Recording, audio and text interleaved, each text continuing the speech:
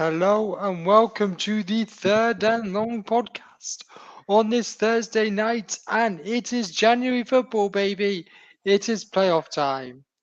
I am here as always with the media maestro himself, Mr. Philip Perrins, and to my left, the other OG of this podcast, the older statesman of the group, Mr. Oliver Butler Henderson. How are you guys? Oh, top of the morning, mate. Top of the freaking morning. Playoff football weekend, baby. I love it. Playoff football where heroes become villains and non-entities become legendary cult status figures in their organization. This is probably the most exciting weekend in NFL, where you literally have the first round of the playoffs where everything means everything. Wins and loss records go out the window. Form goes out of the window. Who is going to be one and done? Who is going to be the unlikely heroes? Who is going to be the unlikely teams that go to their next round? I literally cannot wait. Cannot wait for the game to Shane start. says, and Lamar snaps his playoff streak, lol. And then Shane will turn off his PlayStation. Yeah, Lamar is the opposite of the Undertaker, where he has a losing streak in the playoffs, not a winning streak. Yeah, Oh, yeah. when Lamar snaps his playoff streak, I will see a little pig flying over. I mean, Lamar's time in the playoffs is as much as Undertaker's was on Monday Night Raw this week, when the Netflix debut, which is literally 30 seconds and off he goes again.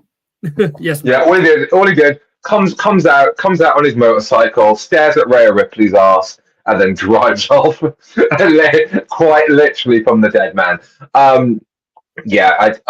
We'll talk about the games a little bit later on, but it's great to be back on. I'm really, really sorry that I wasn't in on Monday's show. I went back to school. I'm not making excuses, but I am at the same time. I was absolutely bad. Like, we were in a meeting room for between like 6 to 7 hours, from like 9 o'clock until 5:30, going on for 6.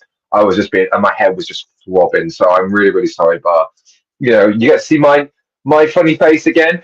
It's weird that like last Thursday Shane wasn't on and I was, and then Monday I wasn't on and Shane was. I wonder if it's like a tag in, tag out between me and the Welsh Wizard.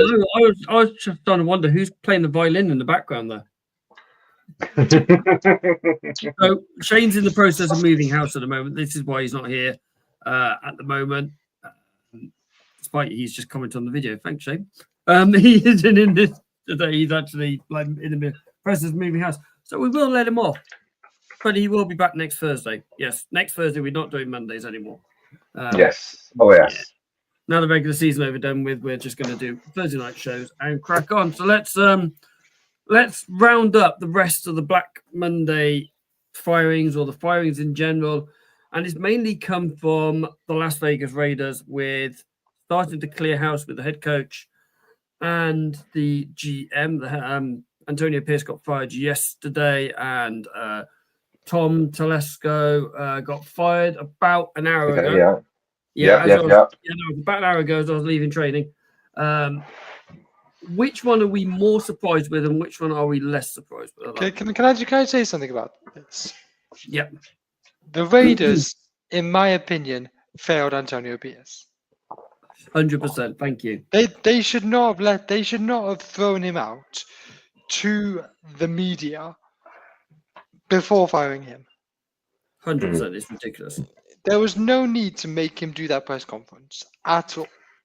Well, let's put this into context. West Ham fired their football manager yesterday, Locatelli.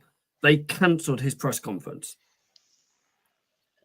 Instead of going, go do your press conference. We're going to fire you in about an hour, mate. It's fine. Crack on. No, they actually cancelled it and did it. Parents. Let's not virtue signal West Ham for a fact, because whilst he was doing a training session on Monday, allegedly after he had a meeting with Sullivan and Brady in the morning, Sullivan and Brady in the afternoon were trying to find his replacement while he was still training with the first team. So let's not say that one organization is better than the other. I do agree. I do wonder how much, though, because I don't know about you guys. I mean, our listeners know that I do follow the Raiders. They are essentially like my second team. Some people think I'm more of a secret Raider lover than I am a 49er. But it does seem that this decision has been one that has been made quite hastily. As in, I don't think it was. I don't think even 2 weeks ago they thought about moving on from Pierce. I don't even think after the game on the weekend they thought about moving Pierce. I don't even think like Monday morning they thought about removing Antonio Pierce. I think it's almost like of a snap, kind of like, all right then, maybe and I'm just saying this out loud. I think the Raiders have an opportunity to bring in somebody bigger as a big name. Now, I do believe they let Antonio Pierce down massively because I don't think he was ready for the job this year. I think it was a year too soon for him. I think he will make a very solid head coach one day if he's given another opportunity. But I think he was just starting to learn his craft as a DC, and I don't think he had like the fundamentals initially to run, not just the defensive side of the ball, but the offensive side and the special teams, and also like the personnel aspect of it as well. He was kind of thrown into an organization that historically either gets it right quite well or they get it wrong epically bad. So I'm more surprised that they've fired him and not offered him a chance to stay on, but with more of a senior head kind of like guiding him again, just kind of like in the midst. I'm not saying like a Bill Belichick, but like a Bill Belichick type figure where they, if they can come in and oversee it. I'm not surprised they sacked the GM. I think that's more of a Tom Brady kind of like decision because I know Thingy has, oh God, I forgot his name already. Mark Davis. Yeah, Mark Davis. I think Mark Davis has kind of like allowed, almost like with the Man United kind of like situation with Sir Jim and the Glazers. Where they're allowing them to run the football side as opposed to the business side. I think Mark Davis is more, he's not like his dad, okay? So like his dad, he was the legendary owner of the Raiders for many, many years. He was almost like the Jerry Jones of his era. He literally controlled everything. There wasn't one thing that went on in that organization that he was not aware for. I don't think Mark Davis is the same. I think he loves football, but I don't think he's obsessed with it like his dad was. So I think that's why they're... Yeah, just win, baby. And that's literally that's literally the words that built their 3 Super Bowl winning dynasty. Like the Raiders became a huge name because of the Davis name. So I think Tom Brady is probably working his magic. I think the Raiders will have a few things up their sleeves. I don't know if you've heard as well. Robert Saleh has apparently interviewed for the head job for the Raiders, or was in the process of being interviewed. I heard a certain Mike Vrabel. Yeah, I've heard. I mean, I know he's interviewed at Chicago today because the Bears put that on their Twitter account. He's interviewed in New England on Friday. Ben Johnson interviewed in New England today. Yeah. Is it me or just like anybody else just hate? I don't want to go off tangent too much, but like hate when teams that are in the playoffs, their coaches are interviewing for jobs. Yeah, I think that should be after. Me and Ollie literally had this conversation on Monday. Yeah, sorry. Yeah, well, I didn't listen to all of that. Yeah, I think that. Yeah, I see both sides of it. OC or DC is in teams in the playoff and they're interviewing because they're not okay. Normally the teams are on the bye week. Their team massively fails because they can't prepare properly going into the game. And I think that's the reason. Bingo, you had your hand up really patiently for about 25 minutes. Yeah, that's because Phil never stops talking. That's because Phil never stops talking. I'm a professional teacher. I talk for a living. Yeah, Phil made one of my points for me when talking about that Tom Brady was probably a Telesco firing, but I think Brady was probably more involved in the Antonio Pierce firing. I think because he won 2 Super Bowls from him. Because I think Mark Davis wasn't going to sack Antonio Pierce, and then Tom Brady went, get rid. Yeah, I honestly, that's the more I've kind of like thought about this, the more you've just seen Tom Brady's face pop up a lot already in the in the post wasteland that has been the Raiders season. I've seen him a lot more, since they've been since Sunday night than I had for quite a long time. To the point where I actually forgot that he was a part owner of the Vegas Raiders. So I do wonder if he's taking if the Raiders have somebody quite big lined up to take over that position. That's the only thing I can think of. Hopefully not Robert Saleh. I My issue think with Salah might come Antonio, home to us. right, Well, my issue with the Antonio Pierce firing. apparently, what I've seen is if Salah doesn't get a head coach job, he is coming back to the Niners. I've never wanted someone to not get a job more in my life. I know, right? Like I've never wanted. This is the one time that I want him to walk into like a job in like Jacksonville, see Trent Baalke, and just go like, "Nah, I'm out." Go to the Raiders and go like, "Tom, nah, I'm good. I'm going to go to Stanford. I'm going to go and pay 50% tax, and I'm going to live in I'm going to live in the sunny sides of California." But yeah, sorry, Hendo, I didn't mean to interrupt you. You were about to say something before. Yeah, so my issue with the Antonio Pierce firing is he is what Las Vegas needed at this time. Yes, okay, he might not be the best head coach. He might not be what they need, but he galvanized that locker again after after John Gruden and Josh McDaniels, who literally obliterated that locker room between the two of them. He galvanized that locker room again. He brought them back together. He had people like Max Crosby singing his praises, saying how good he is. You know, we'll ignore Devontae Adams because Devontae Adams wanted to go play football with his friend. Fair enough, get that. Yeah. And they got rid of his old school friend. So I get that. But he got that locker room back together, which is what Las Vegas are. He got Las Vegas playing more like the Raiders used to, which was smash mouth football. We're going to beat the crap out of you, and then we're going to go and win. Which is what Las Vegas was. When they went to win their Super Bowls, that is what they did. They would smash the crap out of you and then go and win football. Yeah. And that's how he got this team playing again. That's how Max Crosby was the heartbeat of that team. Even when he went down injured for the last 5-6 weeks of the season, they won 2 of those games that he wasn't there, remember? And they were still playing that style of football. We're still going to smash the crap out of you and we're still going to win football games. Mm-hmm. So Antonio Pierce was doing the right thing about that Raiders and he was playing the Raiders way. And I hope that the next head coach, Burns, and Mark Davis are going to pay another 40, 50, 60 million out of his pocket again. Because it's dead cap to him, mate. Sorry, Phil, carry on, mate.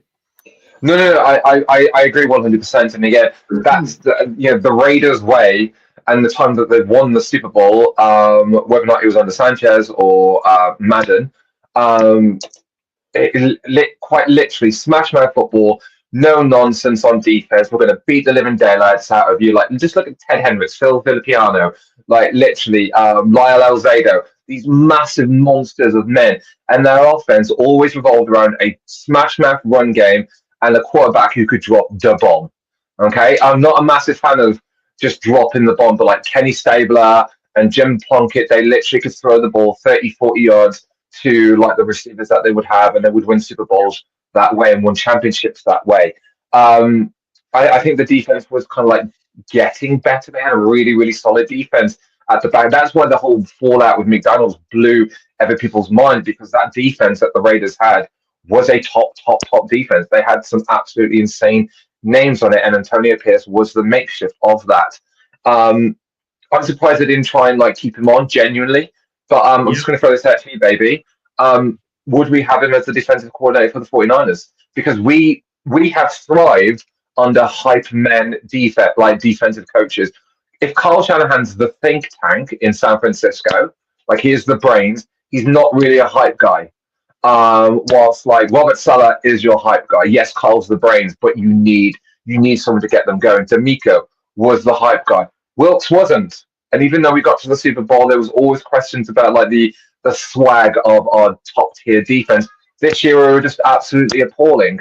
Do we think someone like Antonio Pierce, who has the defensive mind, who has the caliber of being a player who has won 2 Super Bowls. He won the Super Bowls playing for the Giants. He has defeated the great Tom Brady, which is uncalled for. It's ridiculous. Would you have him, baby, in San Francisco as our defensive coordinator? I will answer that question. But before I answer that question, I want to say I think the San Francisco 49ers failed Nick Sorensen because I think they gave him a defense that had high expectations and low talent. Yeah, but you can still. I mean, I'm not going to entirely buy that, because I do think coaching and brains will get you so far. and I'm just saying this to someone that actually coaches. Hendo, you might say the exact same thing as well. Just hear us out for a second. You can make players run through brick walls for you, regardless of their quality, if you can find that way to motivate them. Now we can literally just see now in Detroit, and we talk every single week about how long can Detroit go on this run with the amount of injuries that they have. Their starting lineup on defense is crippled. They've got players on offense that are dropping down. They are the number one seed in the NFC, and we've been saying for quite some time they're the best team in pro football. I think, yes, we might have let them down with our high expectations but low talent, but there were still elements in that defense that we shouldn't have sucked as much as we did on that defense. And he's not being like fired per se. I think Kyle will find a way to keep him on the team, because we've heard already that they're looking at like special teams, they're looking at like various positions that he can do. He's very much well liked, and Kyle wants to keep him around. I just think you can have a really, really great mind, but be the wrong person for the job. And do you agree with me, Lee Hendo? Like, about like getting the best out of the players if you can find a way to motivate. Look at like the likes of like Brian Clough. Like, Brian Clough won 2 Champions Leagues back to back with a team that were playing in the Championship the year beforehand. We can find ways for teams to overcome the odds if they can find the right motivations, because that's kind of it.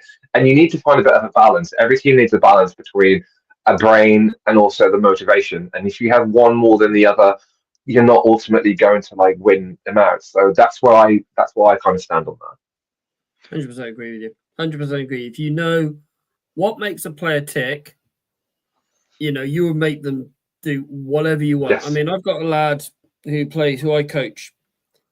He says every week, I don't want to play in defence. I don't like playing defence. And, he wants to play midfield. He's a good player, but due to our situation, we play him at right back. Hates it. But he is constantly one of our best players week in and week out in a position he doesn't like playing in. I'm not on about my lad before anyone says anything. My lad's natural defender day in, day out. But this kid does what he does, wins it week in, week out, 100%, always fights on tackles, and that's what you need. Some players like having rockets up their asses and making them do that. Jockey and all that as well. My lad, we had a game back end of last year, and we were getting absolutely spanked at half time. And I literally said to him, "You were shocking that first half, absolutely shocking. You could play so much better than that." And the second half, he was probably one of the better players on the pitch. Literally ripped their defence apart. Set up a couple of goals, and it's like, oh, there you go, you're back to it. It's like, I mean, I've got 3 lads in the Titans that I just want to mention. I'm not going to say the names, but I'm just going to kind of like talk about. I'm just going to talk about like my quarterback to begin with. He's a year 11, and he has, ever since I've known him, and when I was head of year as well, he's always loved American football. In fact, he is a 49er fan because he remembers me talking about the 49ers in our assemblies. Because I've told this story lots of times, but like I would always mention if the 49ers won that weekend. The 49ers in front of your head. Honestly, I literally talked about the. I did an assembly on Dwight Clark. Like, I'm not joking. And he says like, me talking about the 49ers every single week, he got him interested in like, supporting the team. And he plays quarterback. He also plays for the Israeli Eagles. Our local our local team for like his age group, and he wants to play quarterback now. Watching him play quarterback, when you think of like the mechanics of a quarterback and like how that drop back the way, now he has no natural ability of a quarterback. Like he doesn't throw the ball like a quarterback, he doesn't snap back like the quarterback, but he's really, really accurate when he is hyper-focused. So if he makes a bad throw, he literally takes it out on himself. And then the next kind of like series, he'll throw in completions or he'll try and run the ball himself. So when I talk to him, if he makes a mistake, I'm going, don't worry, Daniel, the next one's yours. Oh crap, I just said his name. I said, like, don't worry, the next one's yours. Don't try and throw the bomb, try and get it close, try and get it to X and Y. And that's kind of what I talk to him. And when that happens, there's another player in my team, and he's a wide receiver, and he is pound for pound the best player on our team by a country mile. He is insane, this lad in year 10, to the point where I'm trying to get him to play junior ball. And he gets so frustrated when the ball doesn't go to him because he plays wide receiver. So if there's a running play or the QB's rushing, he gets so angry. Getting frustrated the ball. Yeah, and like and he's so cool. He's got dreads like Devontae Adams as well, and like he's got the swag and everything. But like he's got amazing hands. Like he's brilliant to catch the ball, and he gets so angry, he gets so frustrated if he doesn't get the ball or if he drops. So how I talk to him is I talk to him directly, but like when I'm talking about him, I make sure he can hear. I'll be like going, quarterback, make sure that you get to him. He's going to be waiting for you, regardless of what's happening on the pitch, no matter what your pressure. If you get in that direction, he'll catch it. And that literally motivates him because he sees him as almost like the Captain America of our team, like he does. And there's another one who gets frustrated that I favor one over the other. But I go, no.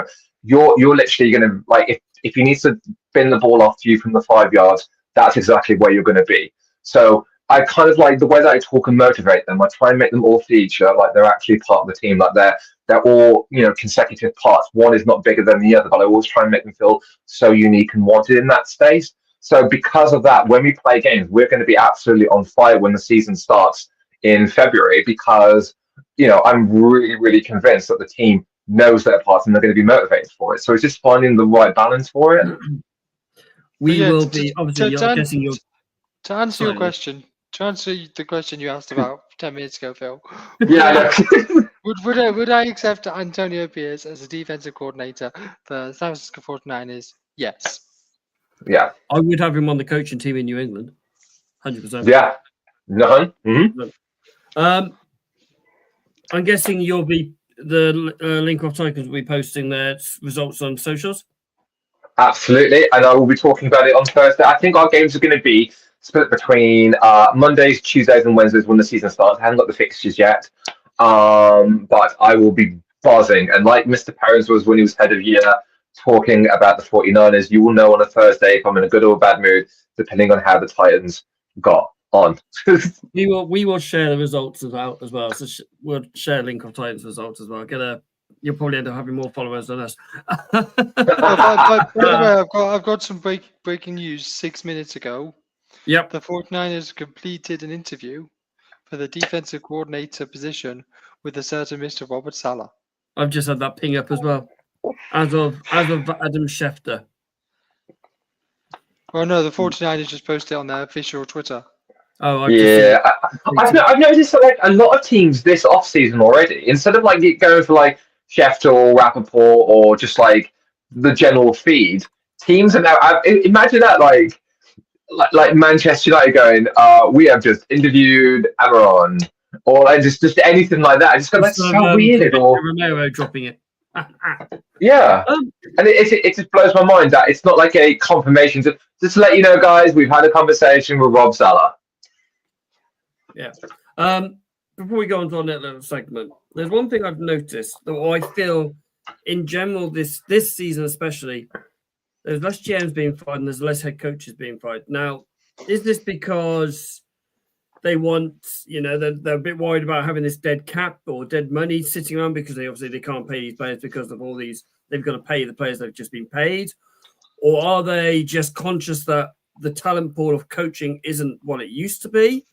Or they're just going, right, let's have a bit of continuity. Let's give the coaches a bit of a chance, give them a couple of years, because there's only two that this year has been one and done. I mean, there's been years before where there's lots of coaches being done and one and done. I'm going to start with Baby Hope. Okay, so I think it's a mixture of things.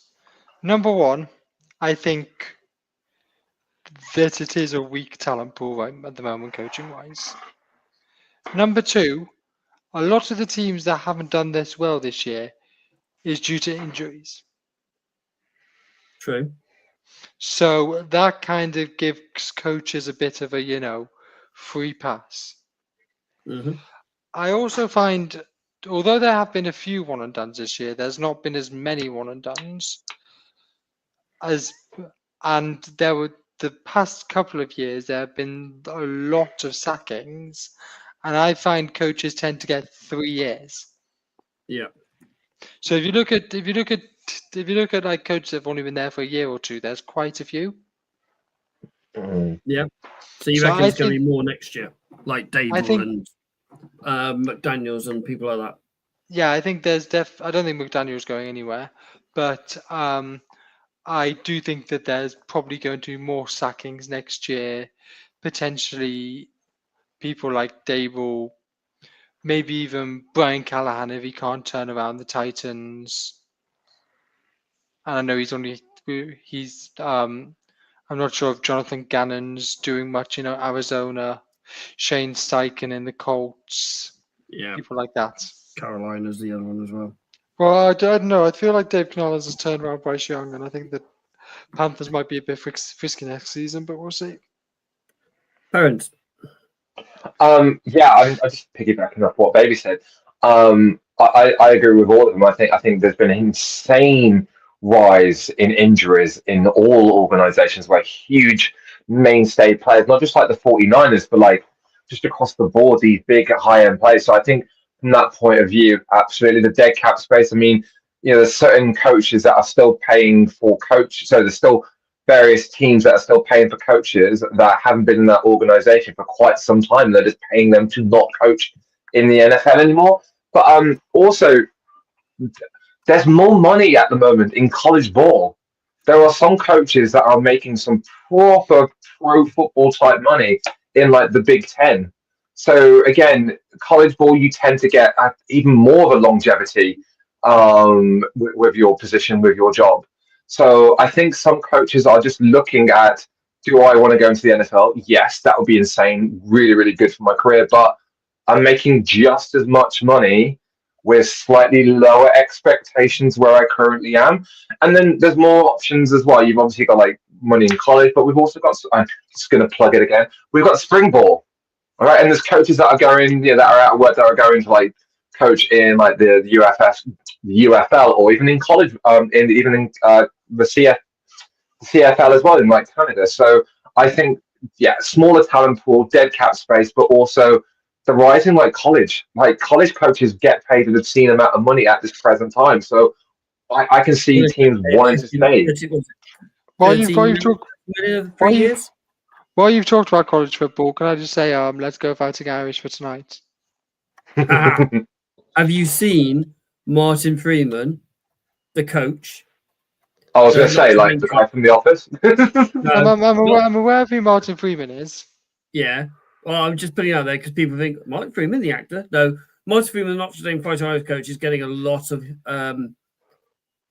traction to become a NFL head coach.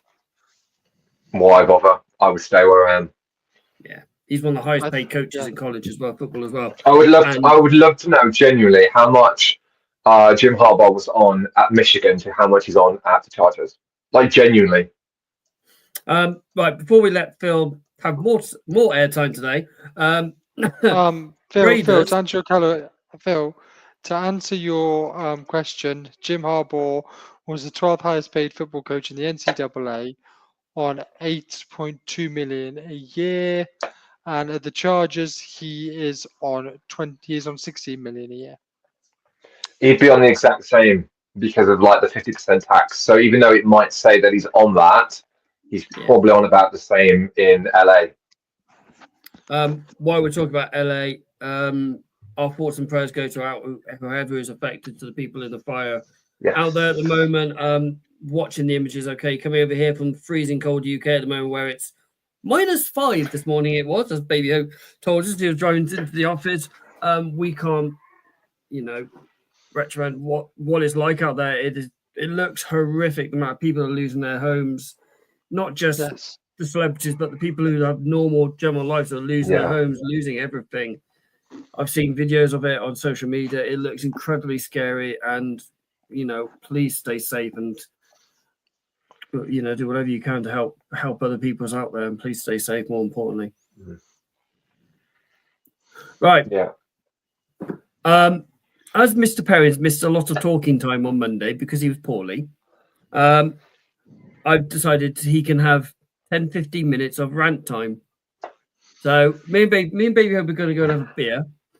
No, we're not. It's dry January. We're going to have a non-alcoholic beverage. I was saying, I didn't drink at all this month. Like, All right, and so deep. I'm not doing dry January. I'll be having a drink tomorrow night on a Friday. No, 0% IPA. That's what I'm looking forward to tomorrow. All right, so deep breath in, Mr. Perrins. All right, then. So, a couple of things kind of like wound me up, and it's not all 49er based, shockingly enough. If you are watching live, and I might post a picture for our socials as well, I'm currently wearing the jersey who I think will become the NFL MVP of this year, Josh Allen. Why do I keep going back to Jared Allen? Josh Allen. Now, it was either between when I bought this jersey back in October, him or Burrows. Now, I think Joe Burrows has been massively shafted this year.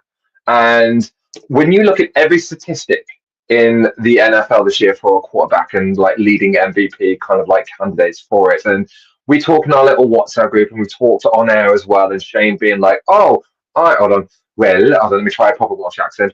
Well, I think Lamar should be MVP. And like we all like literally just chat a load of crap back at him, and we are very much in the camp of like Josh Allen being better. But actually, when you look at it from every angle, not just stats, but also from an organization point of view, Joe Burrows should be the out and out MVP of the NFL. He is number one in every leading statistic. He's number one in yards. He's number one in touchdowns. He's one of the highest in terms of like QBR. In fact, he might actually be the highest for QBR as well. I don't have my facts in front of me because I'm doing it from my phone this evening.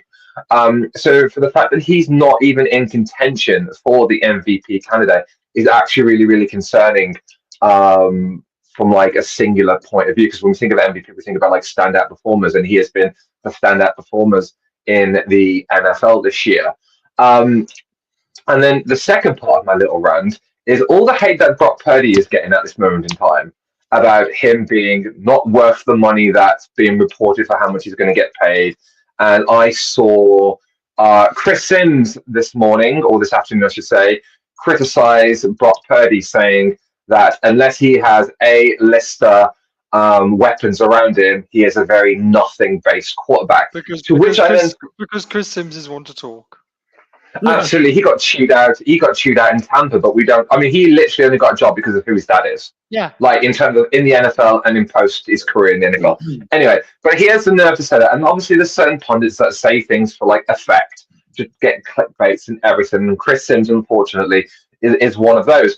And when he said that about Brock Purdy only performs when he has A-listers around him. Well, last year he was one of the leading candidates for the MVP. He had insane stats. In fact, he literally dragged the 49ers to the Super Bowl, to which I then thought, well, Joe Burrow has been the standout. He is literally has every attribute to be a successful quarterback. He should be playing in the playoffs. He's an AFC champion. He's been to the Super Bowl, but he is surrounded with quite a lot of lackluster offensive players. He's got no O-line. Did you see the stat that released is one of his guards is statistically the worst rated guards in the NFL?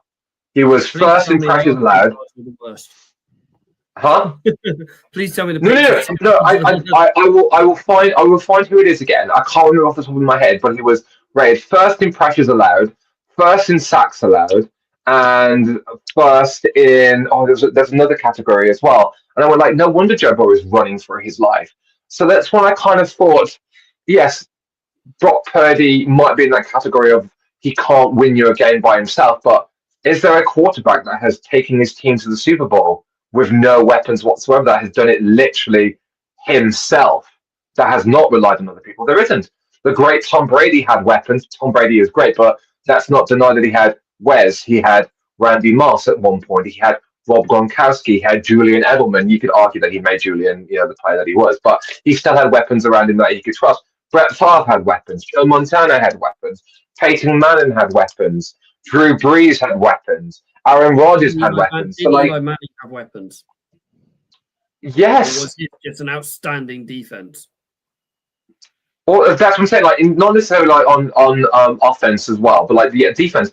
Trent Dilfer has a Super Bowl ring, and you would argue, like we do every single time his name is brought up, that it was actually the defense that got them to that Super Bowl. And it wasn't just Ray Lewis. We're talking about the whole defense. I love how Ben said, we argue, not he argues. We do argue. Like sometimes it's together, sometimes it's me on my little soapbox.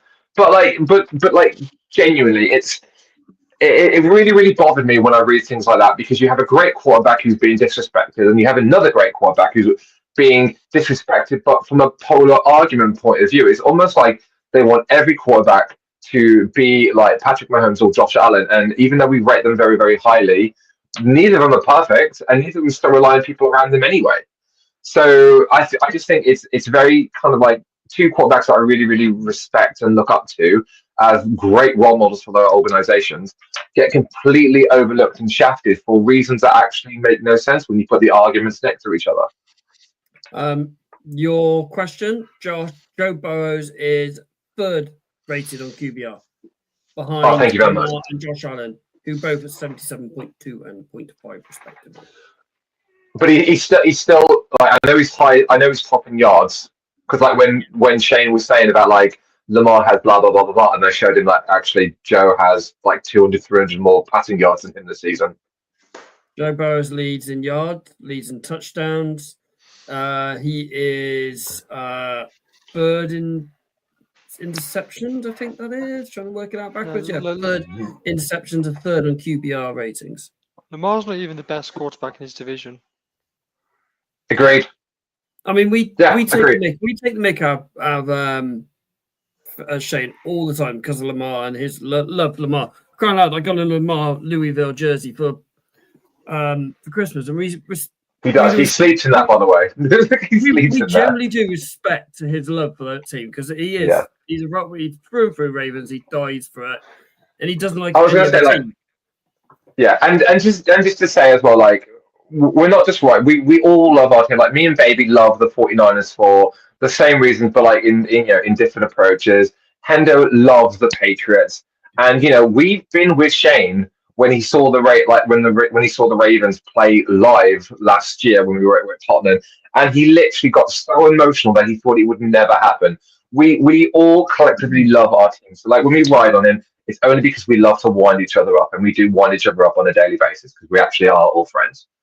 But yeah, Lamar. Yeah, so Lamar is a top tier quarterback. I'm not saying that, but is he the best this year? No, and that's me being unbiased. Like I will say it to Shane's face as well, and I will say it to Shane's face when I see him next, and the Ravens are already out the playoffs. Well, next weekend. Yeah, when I see him next weekend. Well, I'm seeing him 2 weeks anyway because we're going to a wrestling event in London. So by the time I see Shane, the Ravens will be out the playoffs. I mean, we go on about MVP. I mean, none of those guys are the MVP in this league this year. I mean, there should have been a running back last year who won MVP. There should have been a running back this year who should win MVP, but they're not going to because it's a quarterback award. Yeah. But yeah, it's not my grind my gears. It's Phil's grind his gears. No, it's not. And I was going to talk about like some of the stuff that when you said about like Black Monday about certain coaches being fired or kept on. I think it's a joke that Doug Peterson got sacked, but Trent Baalke didn't. When Baalke is actually the one that we were talking about quite some time ago. I mean, me and Hendo talked about how we heard on the telly that you literally could hear the Jags fans calling for his head because he's a toxic man. And I would be very surprised because if you remember before the Jags hired Peterson, they struggled to appoint a head coach. They were really struggling to get a head coach after the whole Urban Meyer debacle. Doug Peterson was out of work and he took the challenge because wouldn't you want to live in Florida for a couple of years on a couple of million? That sounds quite sick. I would be genuinely surprised how many coaches interview in Jacksonville and then actually want to work for Trent Baalke. And even if they're going to say, like, whoever takes over the coaching position are going to report directly to Mr. Khan himself. But what is then the purpose? What is then the purpose of the general manager? Surely the general manager is your line manager and the one that would run the football duties. And if you're the head coach, is essentially your boss. So I don't really understand how that dynamic would work, but I'm really surprised he's kept his job. Like, I know we haven't talked about it since. Yeah. So again, it's not just with our 49er hat on, baby, but like genuinely, I don't understand it. Is it because he looks good in a suit? So, like go on. No, carry on. No, go on. It was a genuine question. Like, I don't understand. Like, I can understand how some people in the NFL continuously fall upwards. I can understand that. It's nepotism, and you have a lot of nepo babies, and a lot of it's not what you know, it's who you know kind of relationships. But he has created dumpster fires everywhere he's been in positions of power. Mhm. Like when he got fired from the 49ers, he was actually working for Roger Goodell in the NFL for quite some time before he then stopped working there, had some time off, and then he ended up in Jacksonville. So again, it's not like he's got positive longevity anywhere he's been. Okay. So I don't know if anyone listened to NFL Daily with Greg Rosenthal and Rap I do. on Mondays. Have you heard about what they said about Trent Baalke? Yes. And No. how the only reason they think they hired Doug, because the people have gone into the interview and gone, no, I'm not working with him. Yeah. Is because Doug wanted a job and wanted to get working again and believed he had a way to about it. So Trent Baalke's built a fairly good team in Jacksonville. He's drafted fairly well. Trayvon Walker's come well the last few weeks, last season. You've got probably one of the best wide receivers in the draft there as well. Brian Thomas He's Jr. drafted fairly well. Okay, I get that. But what Shad Khan said is, what's the point of pretty much, I'm just going to paraphrase it, throwing out the whole alphabet when you only need to replace one letter? So what's the point of starting completely again? I think he's replacing the wrong letter. Exactly. Yeah. You know, if the managers are going, yeah, I don't want to work there, there's going to be people who are desperate because I want a job, I want to be able to prove myself. And there are people who are going, that's a talented roster on that team. I can make that work. I mean, Trevor Lawrence he's not up there with Allen, Mahomes, Burrows, Lamar, that kind of ilk, but he is a good quarterback. You know, better than a good 40% of this league at least. I'm not sure he's proved that to me. He had one good season. I said better than 40%. And you know, Doug Peterson shows that he can get the best out of him. Okay, he's been injured quite a lot this season. Trevor Lawrence, which may or may not be the reason why they're not doing so well. But team coaches are going to go, well, I reckon I can get the best out of the team. I don't care who the GM is, I'll do it. And there's people who are going, I don't want to work with that arsehole. I'm going to go elsewhere. Yeah. Thank you very much. And I think this is where you're going to be. There's going to be people who have reputations of being difficult to work with on both sides of the spectrum, coaches and GMs. But there's people who go, I really want this job because of what's in this situation. I can see both sides of the argument. I would love to see Trent Baalke and Bill Belichick work together, but that's never going to happen. Jesus Christ. Belichick will rip him apart. that His personality. Right. Let's work on to this week's games. We are at Wildcard Weekend. The predictions so far, Baby Hope is starting slowly to be reeled in. He is 56.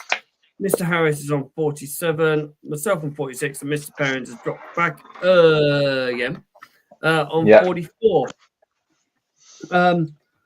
I'm generally looking forward to the weekend. Let's start with the first game, which is Texans at Raiders.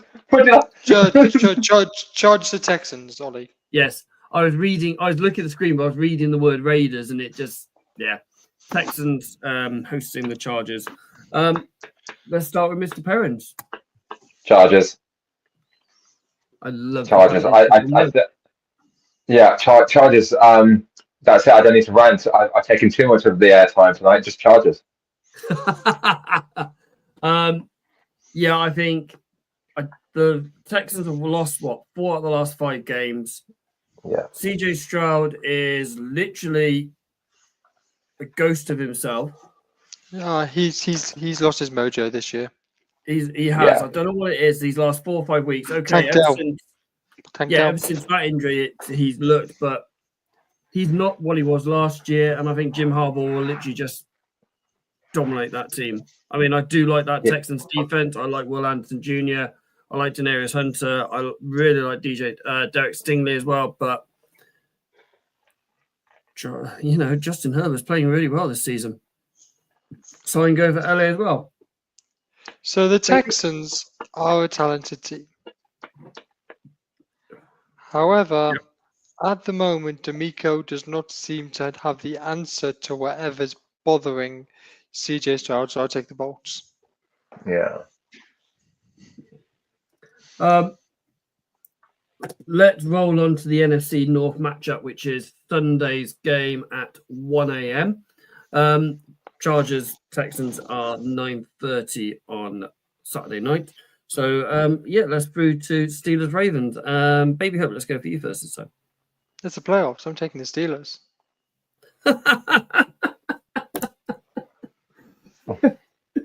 Fair enough. I'm going to disagree with you. I'm going to give Ravens this game. NT and Bank, okay, yes, they've got no Zay Flowers at the moment, but who would you rather have with the ball in his hand with the game on the line in the playoffs? Russell Wilson or Lamar Jackson? Form-wise this season, probably Lamar. Who? Yeah, but form in the playoffs. Who has it mentally? Yeah, we said at the beginning, Hendo. Literally, playoffs form goes out the window. True, I'll give you that, but I'm going to give Baltimore this one. Who's won the Super Bowl? Who's been to the Super Bowl? Who has it up there? No, I agree with that one. I agree with that one, but this time I am going to give it. Let Russ cook. So you're going to Pittsburgh. Right. They're going to win this game, but they're not going to go to the next game. But let's face it that way, because it's probably going to be Buffalo next. So yeah, Mr. Perrins. Do you know what? Like we make some really, really good arguments here, but you know what? I was actually going to say Ravens until Baby reminded me it's the playoffs. Of course, Steelers will win by 10. Steelers by 10. Steelers by 10. I'm calling it now. I'm not just saying not just saying it to wind Shane up. I genuinely believe Steelers by 10. The issue is if they don't have Zay Flowers, he can't fumble at the 2. Yeah. No, that was. And you're telling me you didn't say without Zay Flowers, and then you're telling me they are going to solely rely on Lamar and Derrick Henry running the ball with TJ Watt. Yeah, they'll. Are we actually going to have that conversation? Like, I'm just saying. Mark Andrews. He's played well the back end of the season. Yeah, he's played well. That's not. This is playoff ball. Yes, that Steelers defense is really good. But what's Mike Tomlin done in the postseason in the last decade? I was going to say when you say like what's Mike Tomlin done? I was like, he's won a Super Bowl. Like he's literally won a Super Bowl. He does enough for playoffs to have enough of a winning season, and that is it. He's more what was the last time they went in the playoffs. Can we have a tie? Yeah, no. Mike Tomlin has a proper quarterback for about the last 5 years. Yeah, that's true. Let's not forget he had literally geriatric fat Ben Roethlisberger, and then he had what's his name? Kenny Pickett. He had Kenny Pick me, like literally, pick interception. Don't forget Mason Rudolph. Rudolph the Red Pick Reindeer. Yeah, absolutely. No, it's Rudolph the Bad Throw. Oh dear. See, we can do this all day, but either way, Steelers by 10. Right.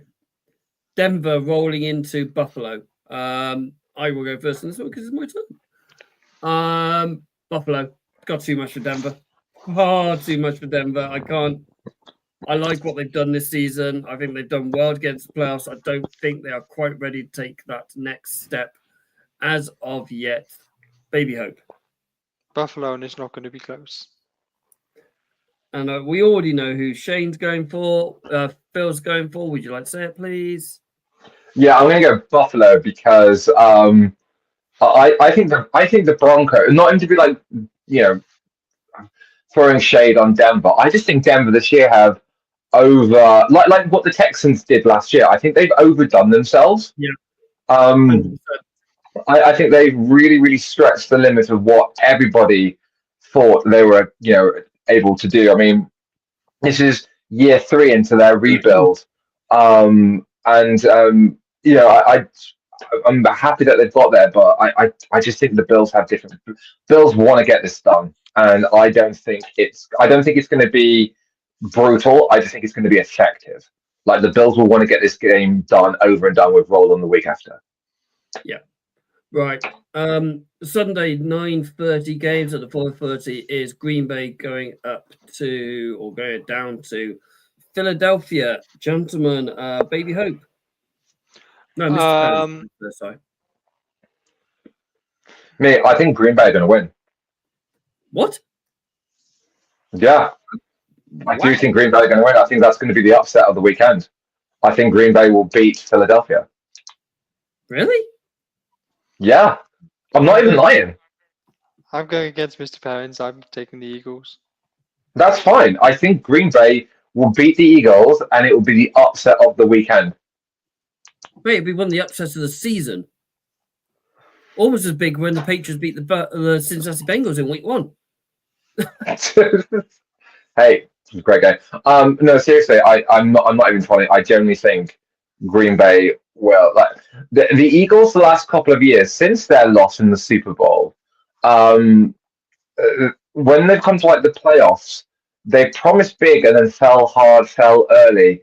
And I think again, like with Denver, the Green Bay Packers are in a ridiculously strong division, and I think they can be underestimated because they did all right again before they faced the 49ers last year. Like there's a lot of hype coming from that Green Bay train for Jordan Love. Now, obviously, Jalen Hurts is Jalen Hurts, and he's an amazing player, and Saquon is an amazing player as well this year for the Eagles. But this is playoff football, and I think just the Eagles are going to eagle. Like I think the Packers will beat them this weekend. So I was quite vocal before the season started that I wasn't on this Packers hype train. I'm still not on the Packers hype train, but I'm taking the Eagles. 2 words for me: Saquon Barkley. 3 letters: MVP. This guy is having a better season, sorry guys, than CMC had last season. Why are we lying? Is this just National Lie Day? Like, what is going on here? Like, are we just lying for fun now? Like, what is this all about? Ridiculous. You know what? Put Saquon on the front of Madden next year. Just put him on. Let's see how that turns out for him. He probably will be. What I'm saying is how many receiving touchdowns has Saquon had this year? He's lost about 15 of them because of the tush push. I said receiving, not rushing. That's actually a good question. I actually don't know off the top of my head. McCaffrey's a threat in the pass and run game. Saquon's only a threat when running the ball. And also, CMC is a really good blocker as well. I don't think Saquon is. But Saquon also has the ability to jump over somebody backwards, and I've not seen McCaffrey do that. So yeah, that's very true. Very, very true. Receiving, he has had 2 touchdowns this year. Yeah. Oh. With a grand total of 278 yards total rushing. Do you mean total receiving? 278 total receiving rushing yards. Yeah, you said rushing. I meant receiving. Yeah, it's fine. Anyway, go on. We've moved on. He's back in. It's 2 against 1. 2 people think the Eagles are going to win. I'm pulling for the Packers. Next game. Commies or Commanders going down to Tampa on what would be Sunday Night Football, gentlemen. Baby Hope. Okay, so I think this is the hardest game to call of the 6. Yeah. And I've had a philosophy that's been working with me for pretty much the whole season, which is why I am in a different county to you guys. Mate, you're in a different fucking country. Sorry, different country. And that is in games that are hard to call. You go home? take the team at home. So I'm going to take Buccaneers. For me, this is going to be the upset of the week. I think Commanders are doing what Texans are. The number 2 rookie outperforming the number 1 rookie.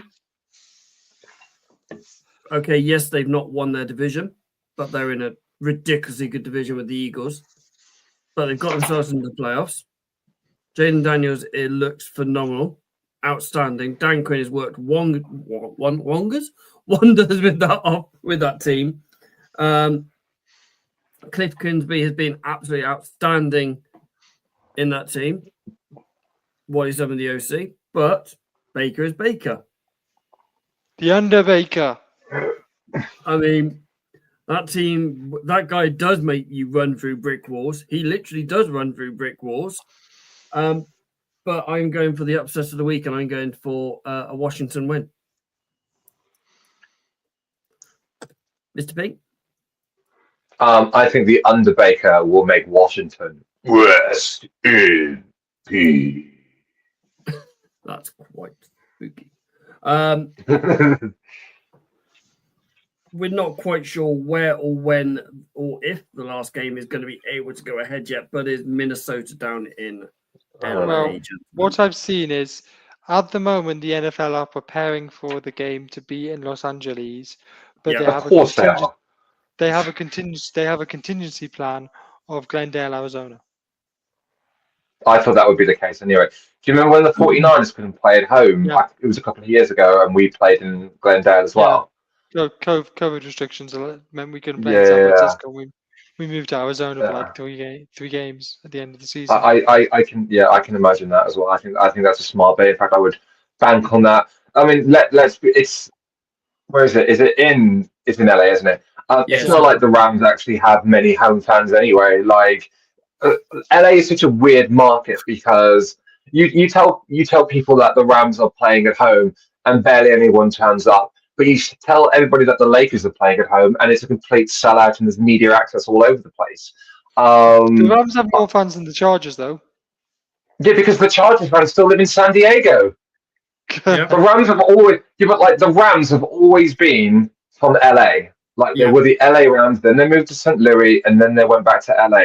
Like it's not like the Chargers who have always been in San Diego and then just moved to LA for the YOLOs.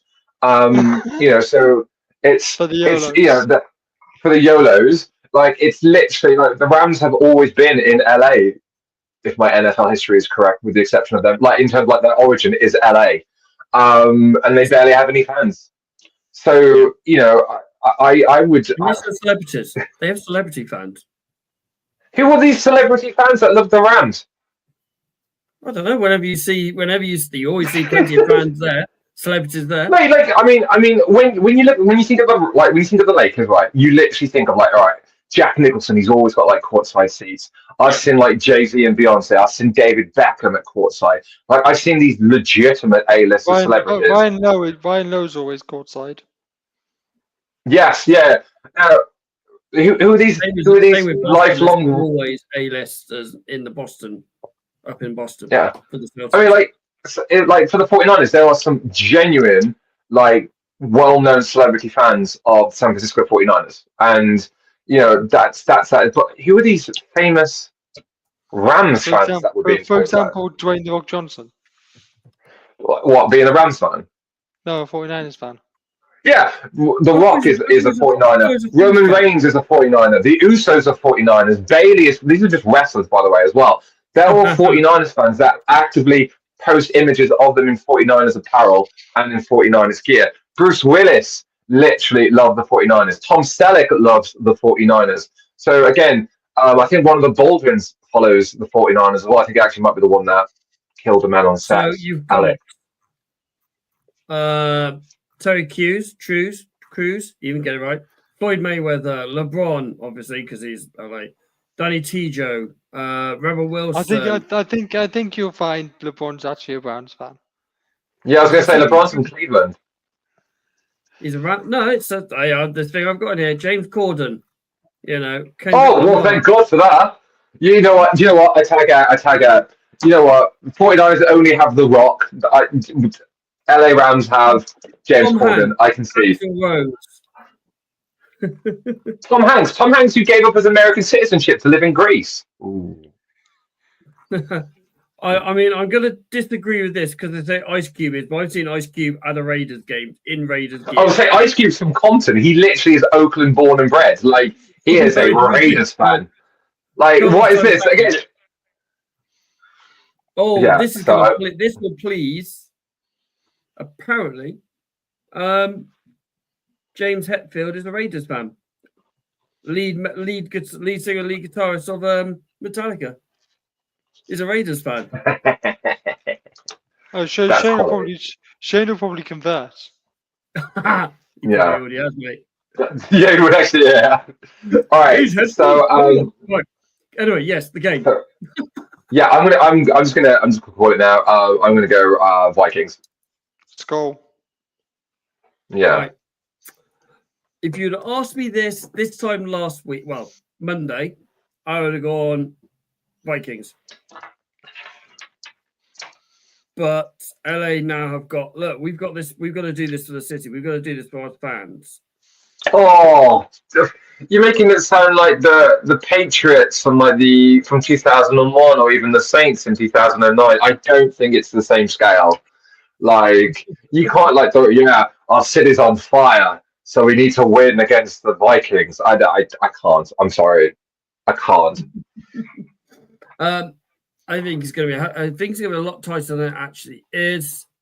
The Vikings are just so good. Oh, really, really good. They would have won the NFC if it wasn't for a Detroit team in the NFC. Do I go with, the emotional pull of LA doing it for their city, all around there, or do I go for the Vikings are just a freaking good team? I think it's funny that everyone bangs on about how strong the AFC is when the NFC's actually been stronger this year. Oh yeah. I'm gonna go. I think the AFC gets a lot more hype because of how many top tier quarterbacks are in the AFC. I think there's better positional players in the NFC, but I think the AFC have the better quarterbacks. So we in agreement there, Jones? Yeah. Like, the NFC have the better. Yeah, the NFC have, when fit, the best running backs, plural, with Saquon and CMC. The best wide receivers with Justin Jefferson and Brandon Ayuk. Did you say hold on?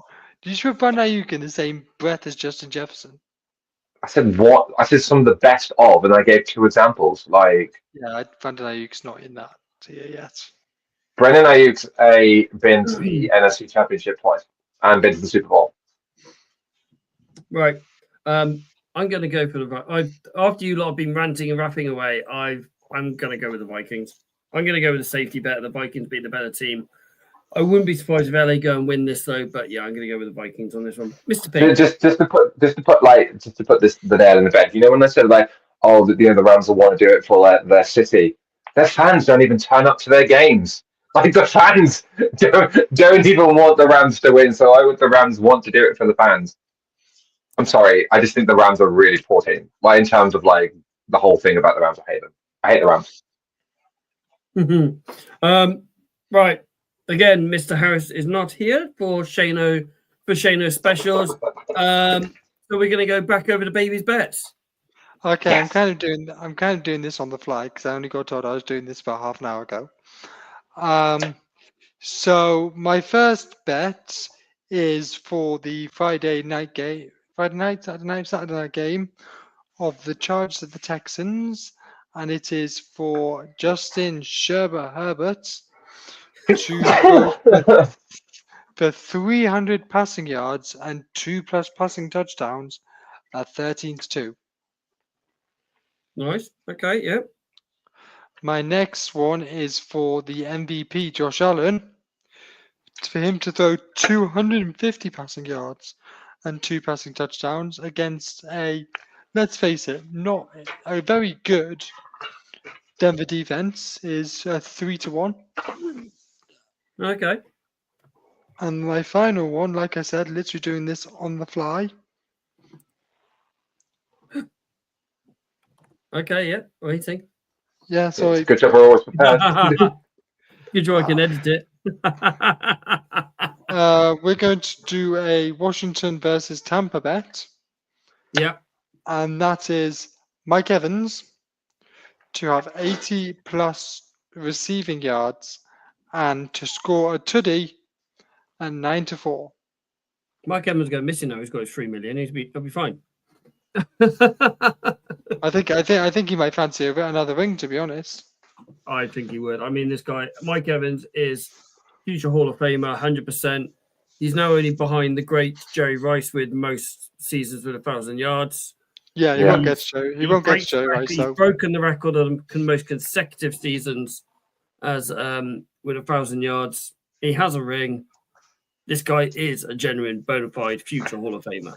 100%. And that's 100%. I can't disagree. And he's actually their Walter Payton Man of the Year nominee too. Yeah. Mm-hmm. Have you seen? Apparently, Kelsey's got something to do with Walter Payton with getting 300 grand for his charity or something like that. I saw NFL tweet about it the other day. No, I've not seen that. I'll try and find it and put it on our socials. What we want about fantasy betting and fantasies and all that. Head over to Fantasy Game Day app. They are running some specials over the playoff season football.